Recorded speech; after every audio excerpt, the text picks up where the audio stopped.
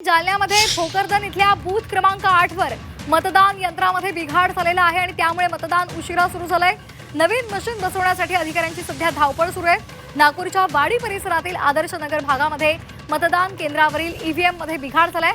Mock पोलिंगच्या दरम्यानच मशीनमध्ये बिघाड लक्षात आला आणि त्यानंतर मशीन बदलण्यात आली आहे। ईव्हीएम बदलानंतर मतदान प्रक्रिया आता सुरळीत झालेली आहे।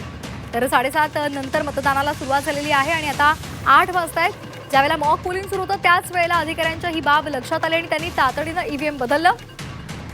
तर नवीनच मशीन त्यांनी बसवण्यासाठी धावपळ केलेली आहे आणि आता सध्या मतदान प्रक्रिया सुरळीत असल्याची माहिती मिळते। बूथ क्रमांक 8 वरील ईव्हीएम मध्ये बिघाड झालेला होता। नागपूरच्या आदर्श नगरमध्ये गोंधळ झालेला होता आणि त्यामुळे काहीशे विलंबाने इथे मतदान प्रक्रिया सुरू झाली आहे।